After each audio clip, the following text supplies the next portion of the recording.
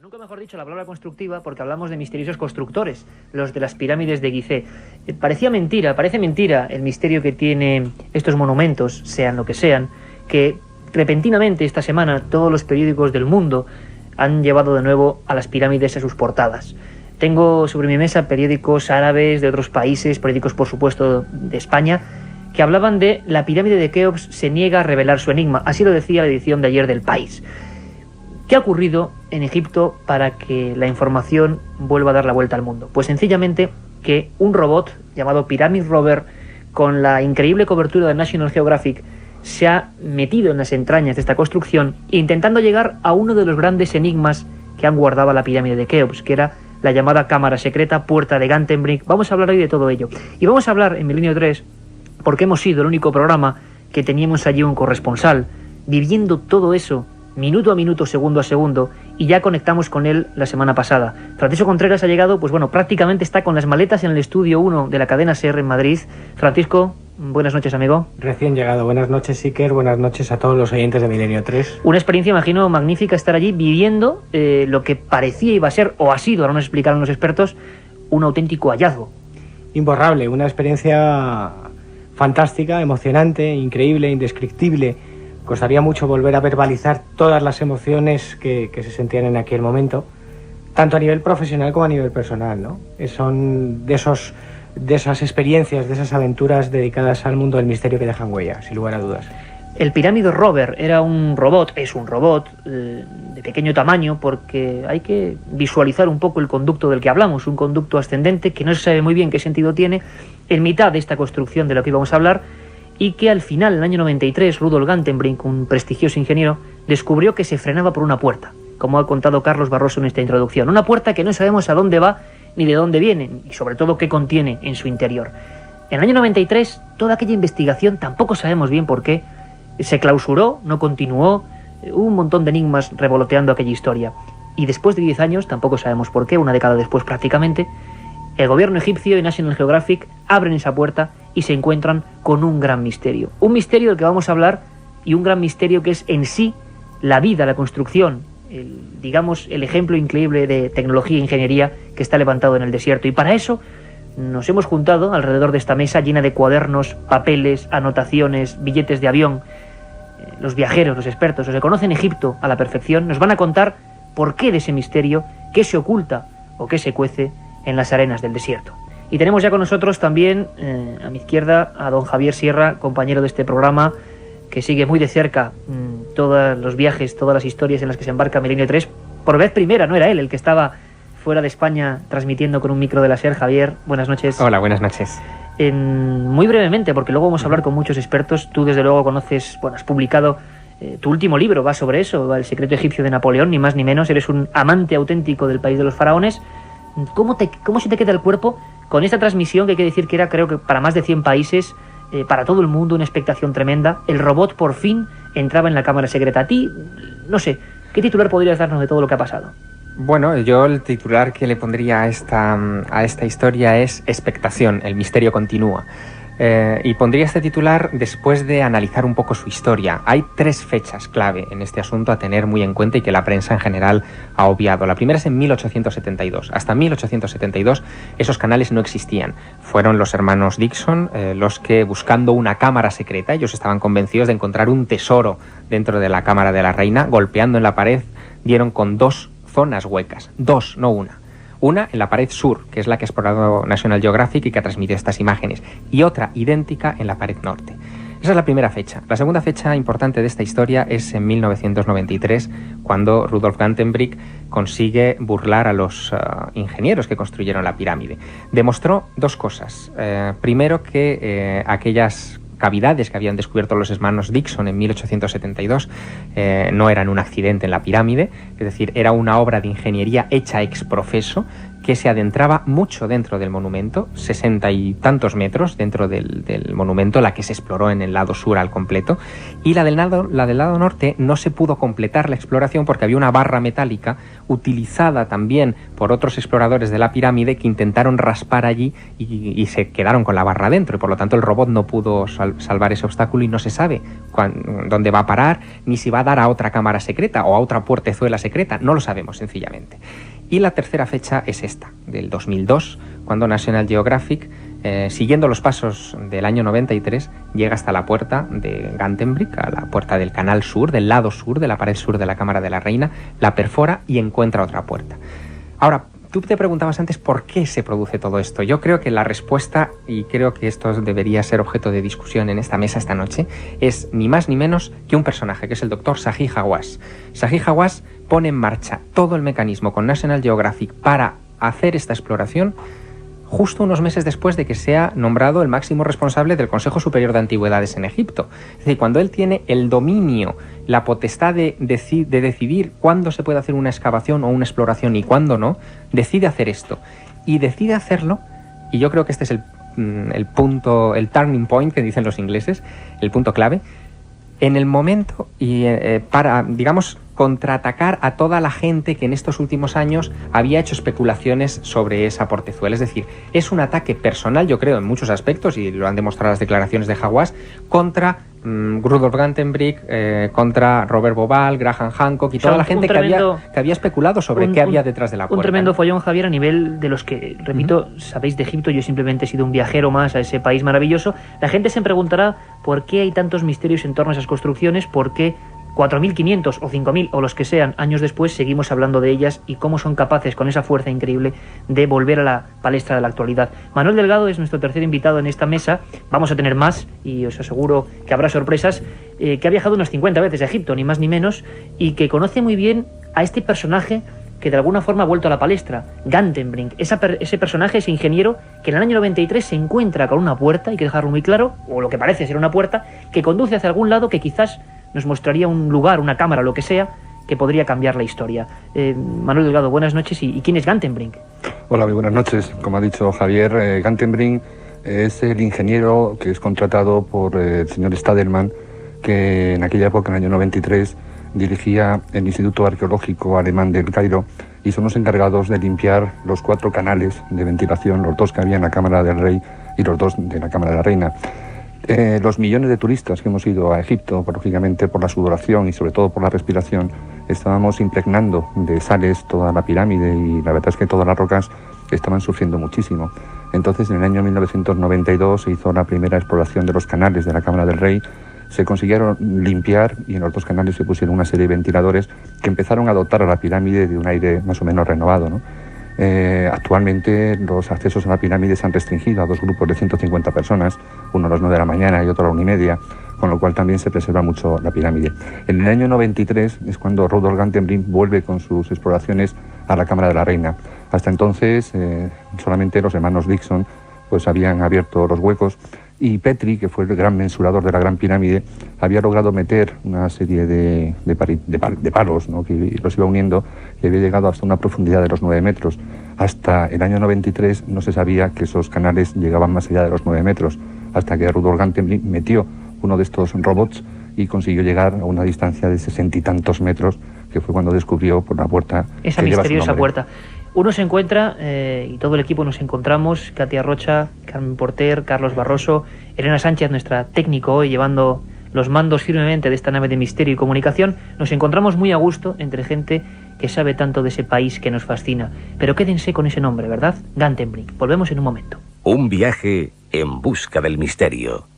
Milenio 3, en la SER. Oiga, por favor, ¿el realizador del spot de Bacardi 5? Sí, soy yo, queda bien, le gusta, ¿eh? Sí, lo hemos estado visionando, está bien. Dice usted Bacardi 5, dice usted que es un ron oscuro, que es distinto al normal. Queda muy bien, yo creo. Dice lo de añejado al menos durante 5 años en barrica de roble americano. Contrapuntos, está bien. Vamos de la cámara arriba, está muy bien. Ahora una sola cosa, que sí, en vez de salir la botella de Bacardi 5, sacaste una lata de tomate. Pero es que mi mujer tiene un supermercado y pues aquí le damos salida. Ya, pues es que no es lo mismo, ¿eh? Pero iluminado bien, ¿no? Sí, no, la iluminación está correcta. Eso es lo importante. Bacardi 5. El ron añejo que no te esperabas. Aparte de gozosos, dolorosos, gloriosos, los misterios de la Iglesia son sorprendentes e inexplicables. La periodista Carmen Porter te ayuda a desvelarlos en Misterios de la Iglesia, una obra que saca a la luz los episodios más impactantes del fenómeno religioso. Exorcismos, apariciones, cuerpos incorruptos, estigmas. Misterios de la Iglesia, de Carmen Porter, publicado por Editorial Edad. La otra realidad. Fenómenos extraños. Misterios sin resolver. Milenio 3. En la SER. Uno tuvo la suerte de compartir días y horas con Rudolf Gantenbrink en Turín, viendo la sábana de Turín, y bueno, fue una experiencia inolvidable tener, por ejemplo, como guía en uno de los museos egipcios más importantes a este ingeniero alemán cuyo nombre todos nos hemos aprendido de memoria porque ha vuelto a todas las palestras informativas. Él fue quien descubrió ese pasadizo y esa puerta, y a él le debemos el honor de conocer algo más de la arqueología. Me gustaría saber cómo se encuentra, cómo está y qué opina Rudolf Gantenbrink. Rudolf Gantenbrink, buenas noches. Buenas noches. ¿Cómo te encuentras? ¿Qué tal va todo? ¿Cómo ves todo esto que está pasando ahora mismo? ¿Qué opinas? Va muy bien, todo va muy bien. Para mí estaba muy interesado porque lo allá diciendo en 93 que cuando esto es una puerta, cuando esto es un portícolis, que pueden ser tres, un después del otro. Tres puertas una detrás de la otra, ¿no? Sí, Rudolf Gantenbrink fue el primero en informar que había tres puertas. Lo han encontrado ya la segunda puerta. Hay una más, eso es seguro ahora. Rudolf, aquí en España nos hemos quedado todos muy impresionados. La gente no sabe realmente cuál es el misterio.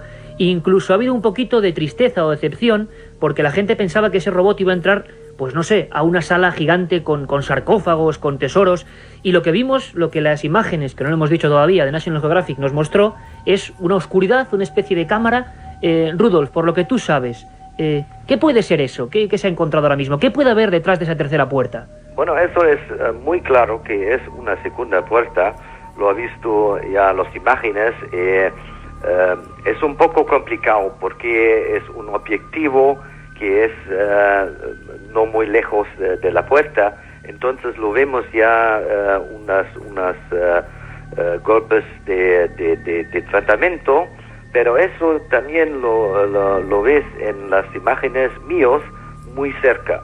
Entonces estamos muy cerca, pero muy lejos lo vemos exactamente, es exactamente la misma puerta que lo ha encontrado en 93. Rudolf, tú y yo hemos especulado muchas veces sobre la posibilidad de lo que hubiera detrás de esas puertas. No lo ha especulado en este fase, pero ya después este descubrimiento, ahora lo puedo decir algo más, porque una cosa que es claro, que tenemos ahora dos puertas. Entonces, cuando hay dos puertas, tienen que ser tres puertas. Uh-huh. Y tres puertas, portícolis, están siempre y solamente enfrente de una tumba. Hablabas de una posibilidad que hasta entonces no se había dicho y que todavía muy poca gente conoce. Si existe una tumba, ¿quién puede haber enterrado ahí detrás?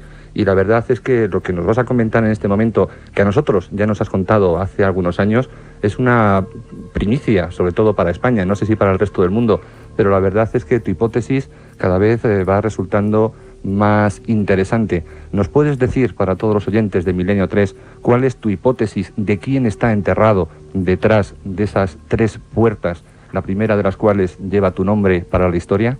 Para mi opinión está la madre de Keops, Hete Pérez. La madre de Keops. Sí.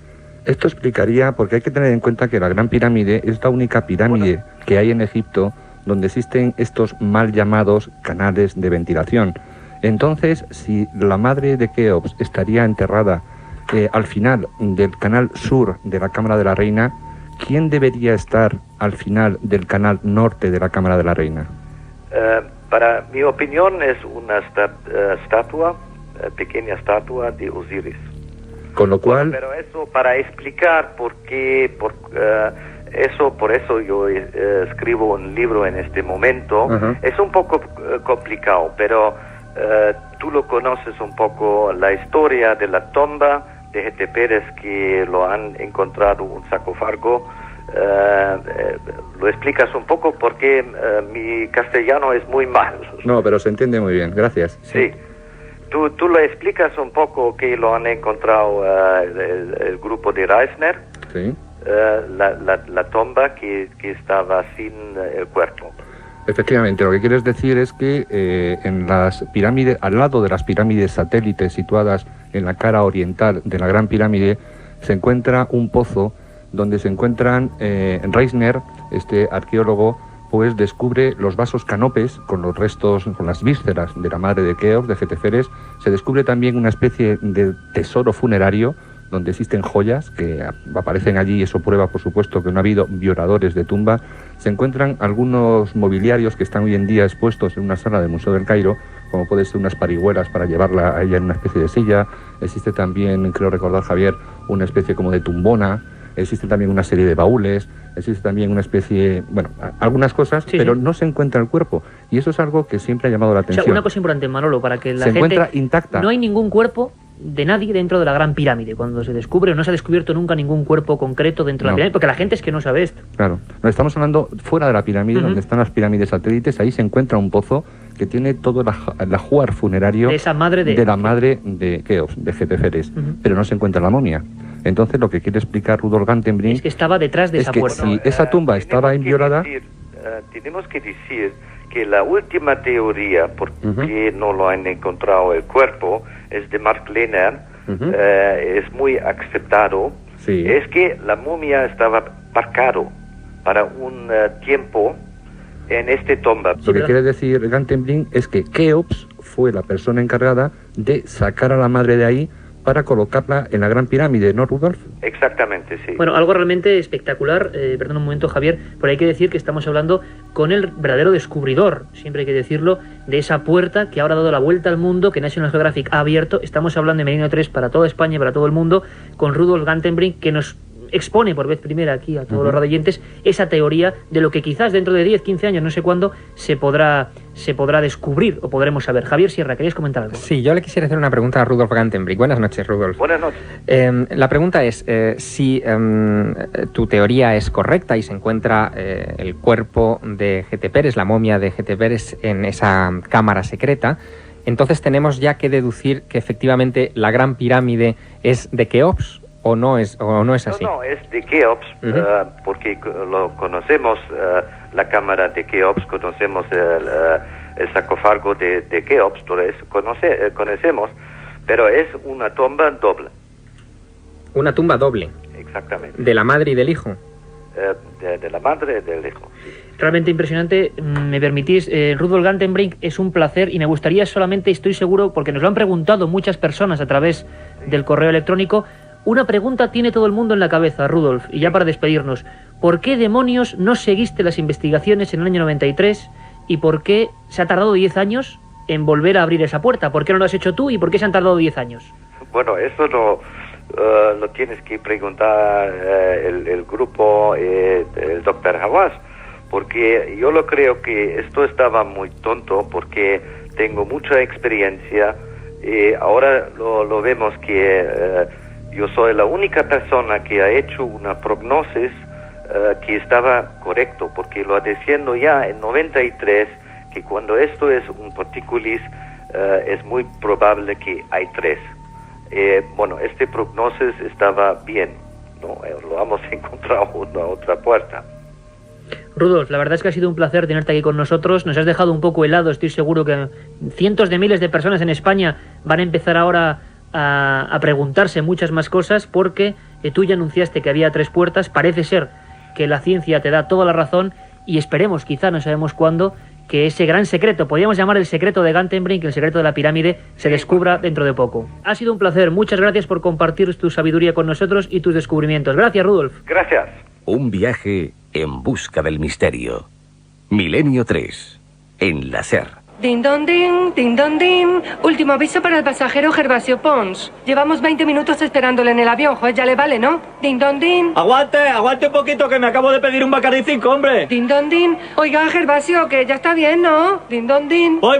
¿Qué Bacardi 5, hombre? Que está añejado en barrica de roble americano, no voy a tirar la cosa. Din don din. Gervasio, nos vamos. Una lagrimita me queda. Ah, se siente. Din don din. ¡Ve que trefe!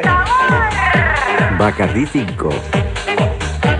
El ron añejo que no te esperabas.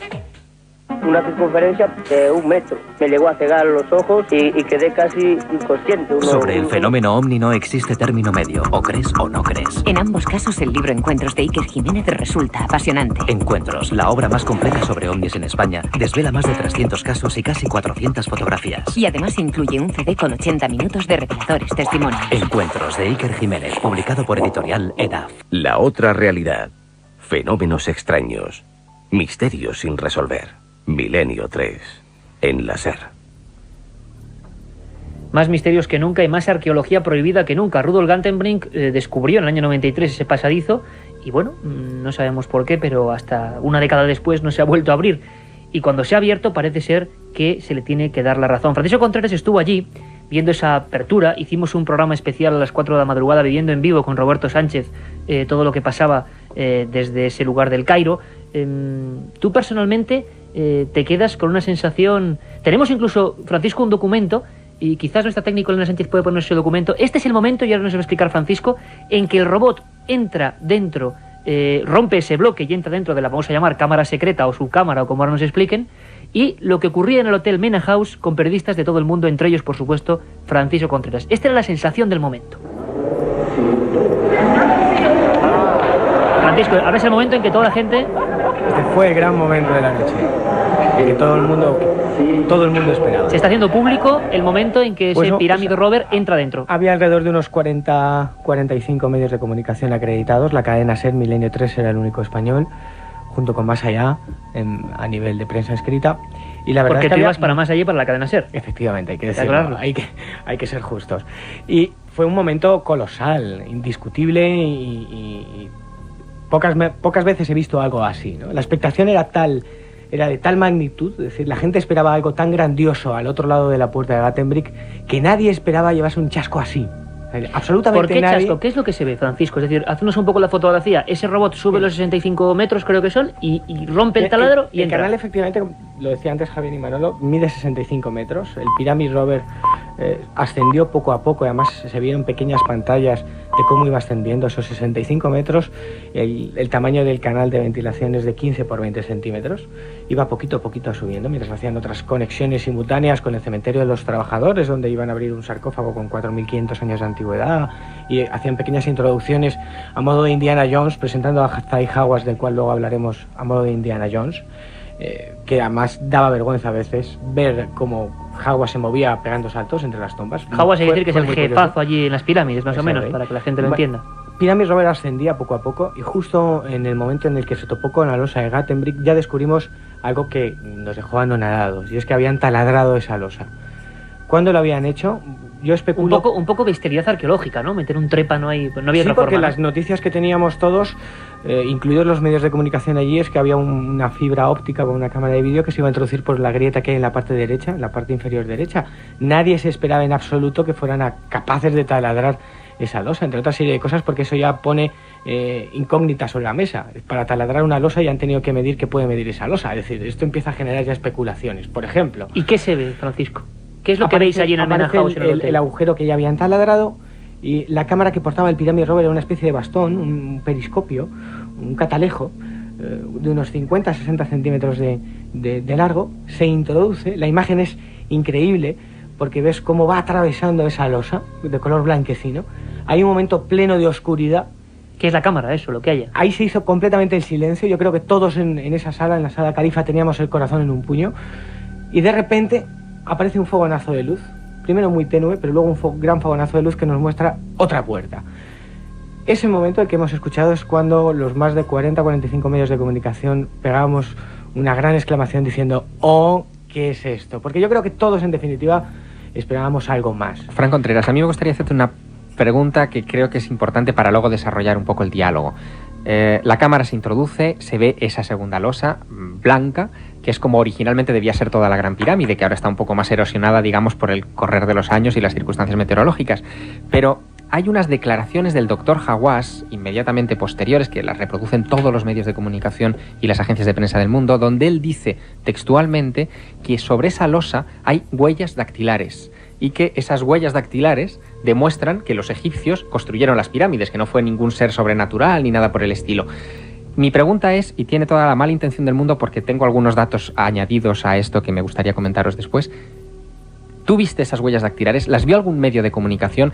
¿En algún momento las imágenes que se han divulgado reflejaban que efectivamente allí pudiera haber alguna huella dactilar de alguna clase? En absoluto. Te digo además, cuando Zahi Hawass estaba dando esa rueda de prensa, nosotros estábamos en directo aquí en la cadena SER, en Si Amanece Nos Vamos.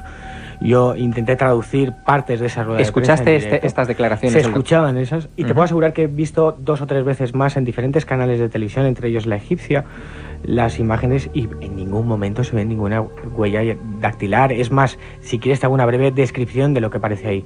Una piedra de yeso rasgada, en todo caso, pero ninguna huella dactilar. Ninguna huella dactilar. De momento, informaciones contradictorias. Continuamos en este debate a fondo sobre el misterio último de las pirámides.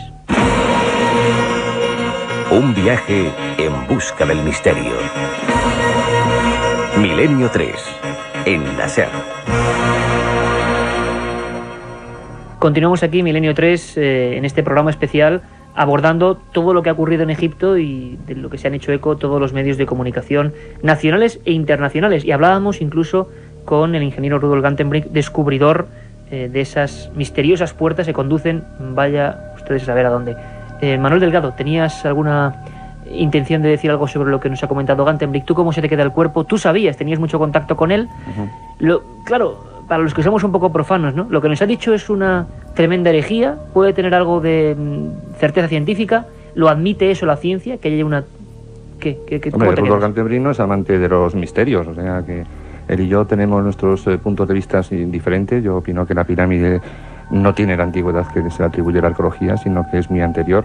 Incluso, bueno, discutimos, pero él ha visto que él afirma incluso que la pirámide la hizo Keops, en fin. O sea, tú dices no viajero, explorador, avezado, una de las personas, imagino que de España, que más ha viajado a Egipto, que no la construyó Keops.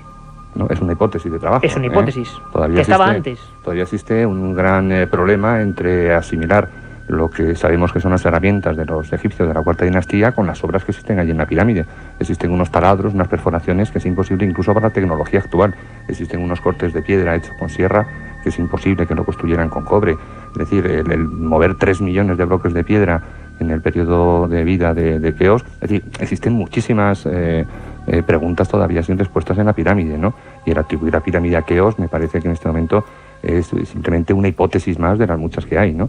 Deberemos seguir investigando. Incluso el que exista una cámara detrás de estos canales de ventilación podría indicar lo que indican muchísimas personas, que existen otros lugares por donde se pueden acceder a estas cámaras. Es decir, por un canal de 22 centímetros por 22 centímetros es imposible que quepa nadie.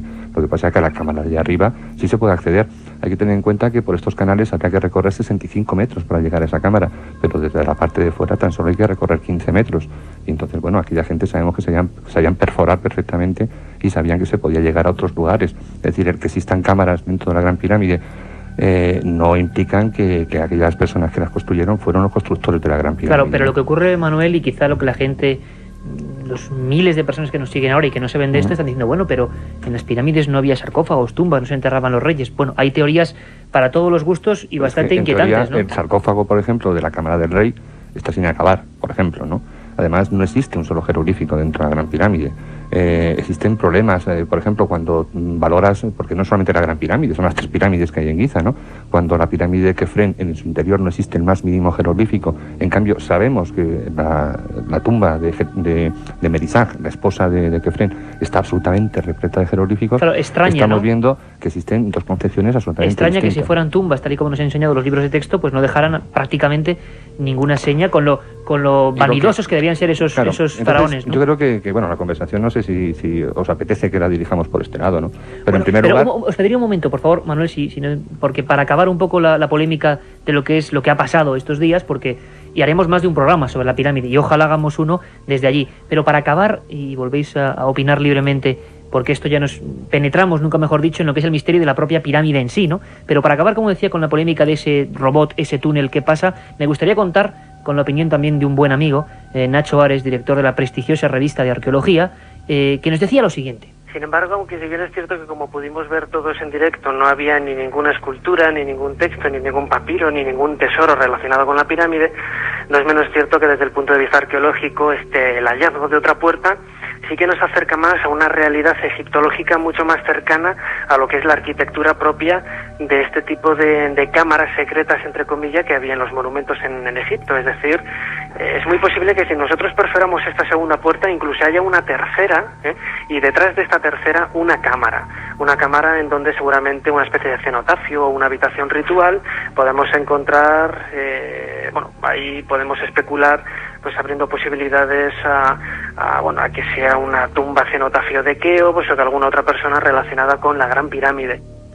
El misterio de una pirámide inmensa, su base creo que es como 8 veces un campo de fútbol, imaginemos el Santiago Bernabéu, que se construye hacia las alturas y que además aparentemente los que vinieron después pues no sabían realmente volver a hacerlas, porque los que vinieron después, los faraones que vinieron después, no alzaron cosas más maravillosas.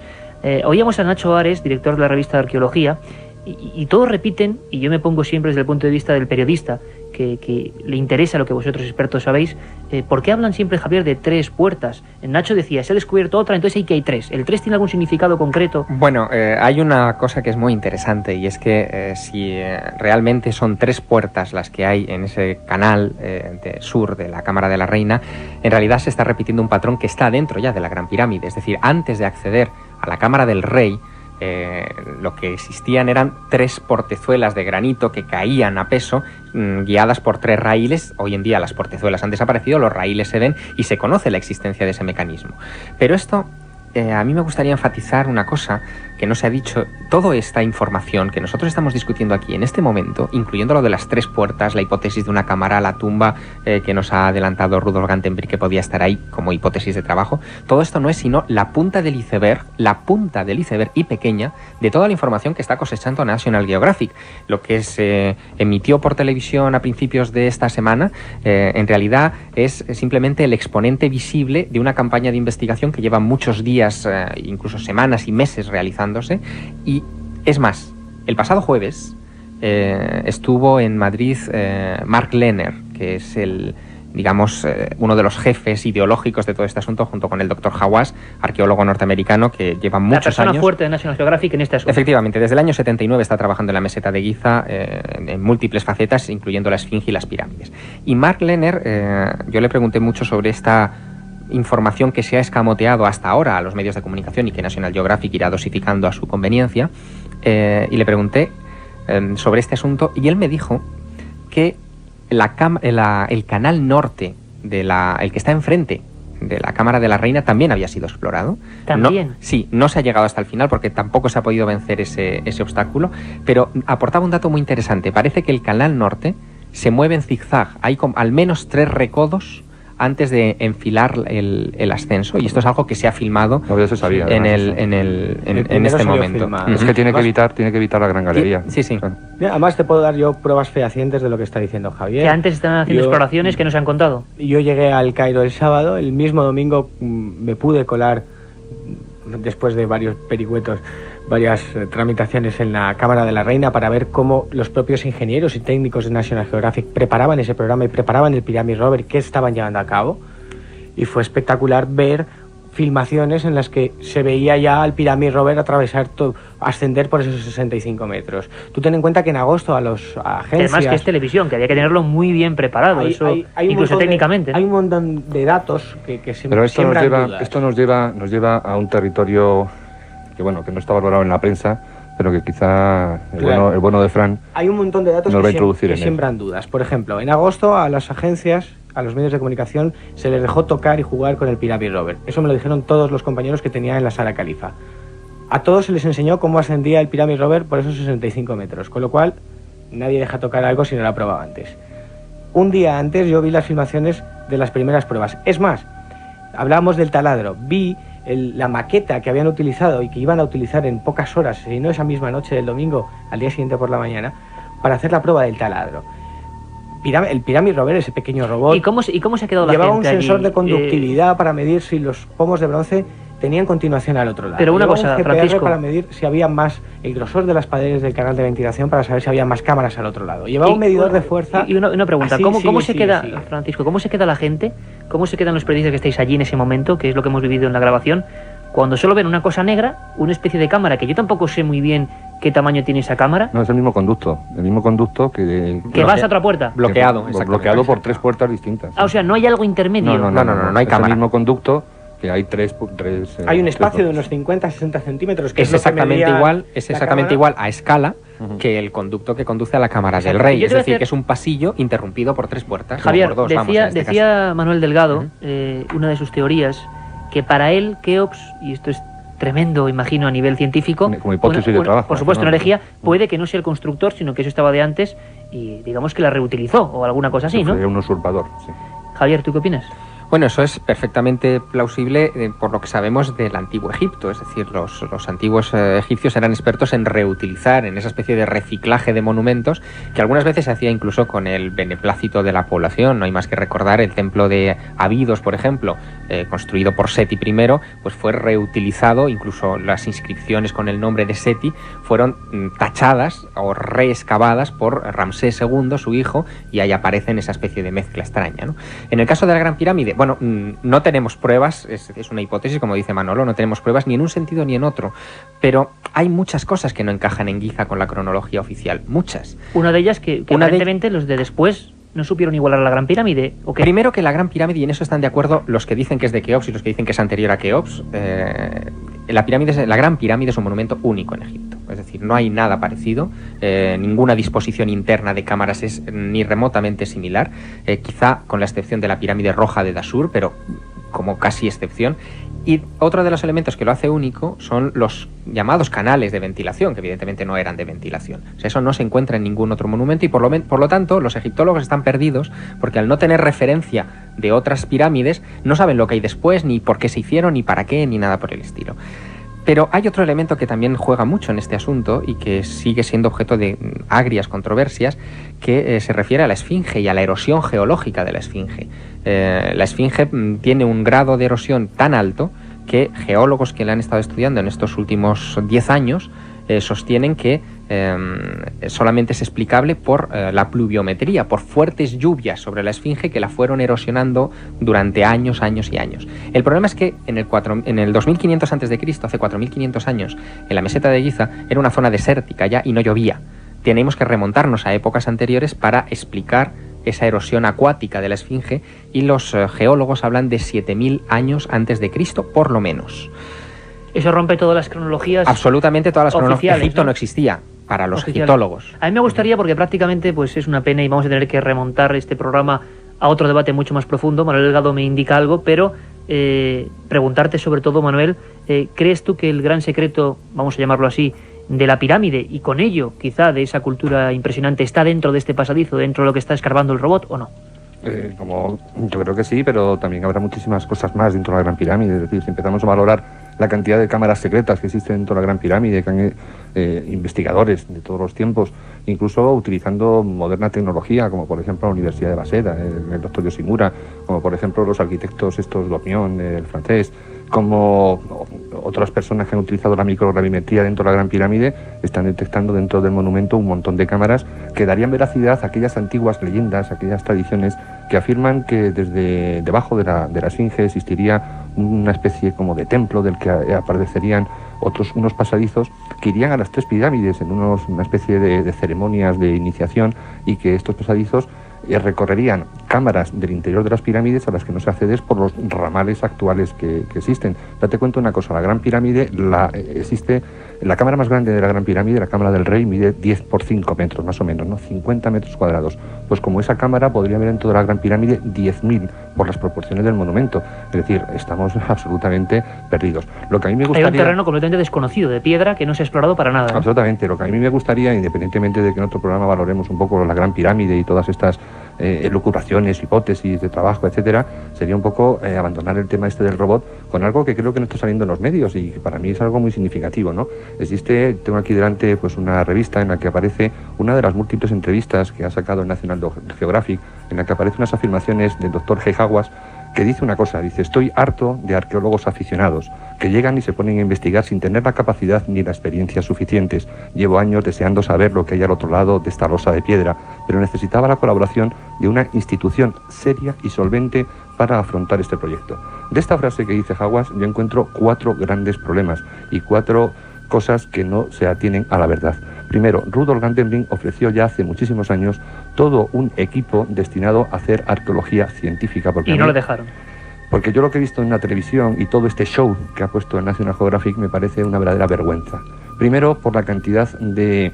Para mí yo creo que la arqueología y la ciencia está reñida un poquito con el show, ¿no? Yo creo además que nos han mentido absolutamente porque ya sabían perfectamente lo que iban a ver, ¿no? Por otro lado, veo una animadversión del doctor Zay Hawass que nunca podrá cambiar la historia, porque esa puerta seguirá llamándose siempre la puerta de Gantenbrink, no la puerta de Hawass. Date cuenta que cuando Gantenbrink descubre esta puerta, y Gantenbrink, después de hacerla pasar el vídeo por todos lados, no le hacen ni caso. Esto que dice Hawass, que le interesa mucho lo que hay detrás, no, de las primeras, entonces, una cosa, Manolo, las primeras informaciones que da Hawass es que le importa 2 narices porque sabe que no hay nada. Entonces, ¿qué hay de fondo? ¿No? Y a Gantenbrink volvemos al principio del programa, claro, a lo que estábamos diciendo, la motivación. Persona no grata por hacer arqueología sin permiso. Por otro lado, Hawass les ofrece un robot que es capaz de torcer, cosa que no se podía hacer y que a mí me extraña que este robot haya hecho el Canal Norte, porque no podía torcer tampoco. Le ofrece una forma de hacer arqueología científica sin romper nada, porque date cuenta que el taladro que hacen ahora en la puerta de Gantenbrink ha roto uno de los pomos de cobre. O sea, la arqueología no se puede hacer así. Él ofrecía un robot que inoculaba una especie de gas, el FZKW, que este gas se cogía y con un espectrómetro sabían, por la mezcla que hacía con el aire que había detrás, si efectivamente había algo. Tenía también equipos de microgravimetría. Tenía un montón de cosas, le ha permitido. Y no se le hizo caso precisamente por un problema de protagonismo. Y yo creo que aquí la única frase que para mí es absolutamente elocuente es cuando dice Hawass que él necesitaba una institución seria y solvente. Para mí el National Geographic no es serio en este sentido, lo que sí puede ser solvente, porque aquí en todo este asunto yo lo único que veo es un montón de maletines con un montón de dólares para que la arqueología se convierta en un show, algo que por supuesto no alimenta. Duras aclaraciones y duras declaraciones también de Manuel Delgado, siempre suyas personales. Solamente, Iker, para que veas la dureza del protagonismo de Hawass. Cuando estábamos en la rueda de prensa, algo que no pudo ver nadie y que solamente estábamos ahí en los medios de comunicación y nos quedamos anonadados, se levantaron 2 reporteros para hacer preguntas delicadas, entre comillas, sobre si esto era un montaje, si esto era en directo, y a los 2 les echaron. Caramba. Eso tampoco se ha salido de la prensa. Bueno, un montón de misterios que desde luego está clarísimo y nos lo va a pedir la propia audiencia que llamó esa noche a la cadena SER colapsando centralitas en Madrid y en Barcelona para ver si tratábamos el tema, y lo volveremos a hacer porque es amplísimo. Javier, la última pregunta del programa. Tardaremos mucho en saber, ¿crees tú, qué secreto hay ahí? Esa misma pregunta le formulé el jueves a Mark Lehner y él lo que dijo es que era muy elocuente al respecto. Lo que dijo es que dependía de Hawass y del show televisivo subsiguiente para la puerta segunda y para la puerta tercera. O sea, de la solvencia, ¿no? Caramba, lo que hemos llegado, la puerta de Gantenbrink, la puerta de Hawass, la puerta en definitiva del misterio egipcio, continúa cerrada o al menos con otra losa. La Gran Pirámide mantiene a buen recaudo sus secretos. Y aquí por lo menos hemos intentado con los mejores expertos saber algo más. Ahora os dejo con un informativo completísimo de lo que ha pasado esta semana, porque no solo de Egipto vive el hombre, ha habido muchas más cosas. Os dejamos con Carlos Barroso. Mano de Cristóbal Colón, Diego, que permanecían enterrados en el jardín de la fábrica de cerámica de la Cartuja en Sevilla. Los huesos serán sometidos ahora a una prueba de ADN, la primera que se realice a un miembro de la familia Colón. Los análisis a los restos de Diego en sí solo servirán para algo si se los compara con posibles pruebas a los huesos de Cristóbal Colón y a los de su hijo Hernando. Los permisos para realizar la prueba de ADN a los restos del almirante y a los de su hijo ya están solicitados al Cabildo de la Catedral de Sevilla y a los gobiernos de España y de la República Dominicana, los 2 países que aseguran estar en posesión de los auténticos huesos de Cristóbal Colón. Enseguida nos lo cuentan desde Sevilla. Antes avanzamos otras noticias en titulares con Carmen Porter. Detectados por primera vez indicios de la existencia de agua en otros sistemas planetarios. La expedición Kraken continúa la búsqueda del calamar gigante.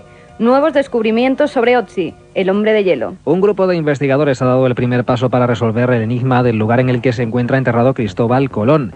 El martes pasado fueron exhumados en Sevilla los restos de Diego Colón, el hermano del almirante, a los que se practicará la prueba del ADN. El resultado habrá que compararlo con los huesos españoles y dominicanos de Cristóbal y así poder saber, entre otras cosas, cuáles son los auténticos. Radio Sevilla, Mercedes Díaz. ¿Dónde nació Colón y dónde está enterrado?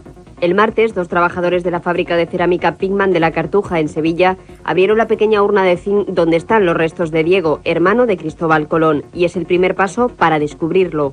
El Departamento de Genética de la Universidad de Granada, junto a otros laboratorios de referencia de Alemania, California y España, realizarán pruebas de ADN a estos huesos y cuando el Gobierno de la República Dominicana y el de España lo autoricen, harán lo mismo con los cadáveres que están enterrados en la Catedral de Santo Domingo y en la de Sevilla.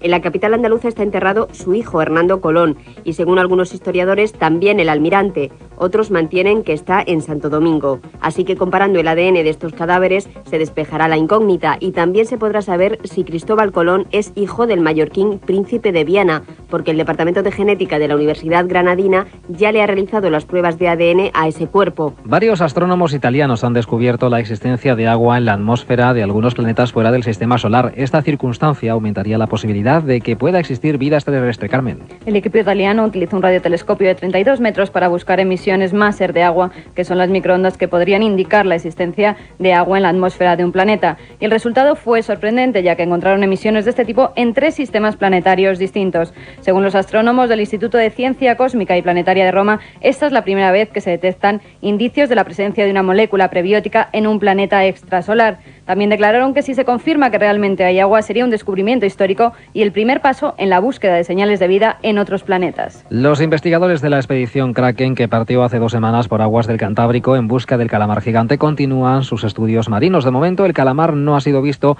pero sí algunas especies de peces bastante extrañas. Nos lo cuenta desde el barco de la expedición, aquel en el que estuvo el equipo de Milenio 3 la semana pasada, el zoólogo y director de Translobe Films, Fernando Iglesias. Pues tenemos, desde la última vez que estuvisteis el equipo en el barco, tenemos algunas novedades, algunas interesantes y algunas, por desgracia, un poco desalentadoras. Por una parte tenemos noticias nuevas del abismo, hemos metido la cámara en otra posición diferente, muy cerca del fondo, casi tocando, y con unos sacos de relleno de cebo, y hemos tenido esta misma mañana al amanecer, estamos en una de las guardias y hemos visto la llegada de un nuevo tipo de peces que son unas brótolas que hay en el fondo, un pez también pues un poco anguiliforme como son todos estos del fondo, pero de mayor tamaño. Y tenemos, por desgracia, también la noticia que dar de una de las boyas, la boya que además tenía en los discos duros registrado todos aquellos tiburones que veíamos al principio, pues ha desaparecido. Científicos suizos han localizado la región cerebral relacionada con las experiencias extracorporales, los denominados viajes astrales. Ha sido por casualidad mientras sometían a un tratamiento a una mujer epiléptica. La mujer comenzó a describir lo que veía como si estuviera flotando sobre su propio cuerpo. Los científicos sospechan que los viajes astrales están relacionados con una región que se halla en la parte derecha de la corteza cerebral, llamada circunvolución angular, la cual guarda relación con la información visual y con las sensaciones del tacto y el equilibrio. El fenómeno también ha sido explicado por algunos pacientes que han sufrido un accidente cerebrovascular, un episodio de epilepsia o migrañas. Los investigadores suizos indujeron la sensación, que duró unos segundos, 3 veces en la paciente, quien dijo haberse sentido muy ligera y haber flotado sobre la cama a una altura de 2 metros cerca del techo. Brevemente les contamos también otras noticias de interés.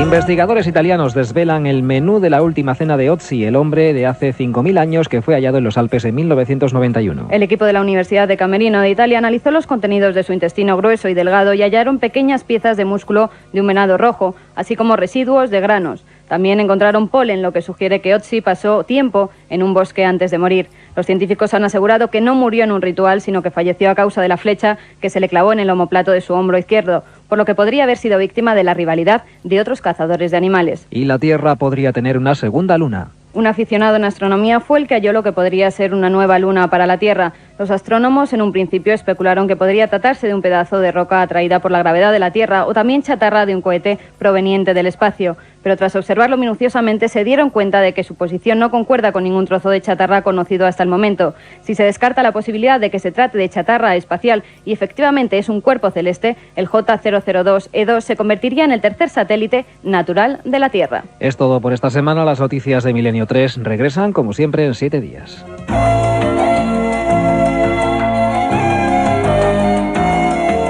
Y nuestra particular sintonía de despedida, avanzando hacia la recta final de este Milenio 3. Los mails, Carmen Porter, que tienen que ser enviados, ¿a dónde? A milenio3@cadenaser.com, milenio3 con número @cadenaser.com. Hasta allí nos ha escrito Miguel Ángel Tenorio, que nos dice si podríamos hablar en algún programa sobre los dogones. Bueno, un gran misterio, los dogones de Mali y sus conocimientos astronómicos. Por supuesto que haremos un programa íntegro sobre ese gran misterio. Un tema que sé que a ti te gusta y que nos pide Javier Valero, y que es el caso Villares, nada más y nada menos, y su relación con JJ Benítez. Bueno, JJ Benítez, maestro Benítez y amigo, que estuvo hace un par de semanas, la primera vez que hablaba después de su delicada operación, de la que ya está totalmente recuperado. Hablaremos de este caso, que os puedo decir que nos toca bastante así como de cerca. Jaime Racero Valles nos dice si podríamos repetir el nombre, el título de los libros del 11 de septiembre que dimos en aquel programa. Pues sí, tuvimos aquí a Luis Rojas Marcos, ese Más allá del 11 de septiembre de Espasa Calpe, y por supuesto Mi Dios favorito de Juanjo Benítez. Fueron los libros de los que hablamos hace 2 semanas. Y mucha gente nos ha pedido la dirección donde pueden acceder y donde pueden ver las imágenes del calamar gigante. ¿Cuál es, Iker? Bueno, hace una semana estábamos ahí en alta mar y hay que ayudar a esta gente, auténticos aventureros en el siglo XXI, hay que apoyarles a muerte.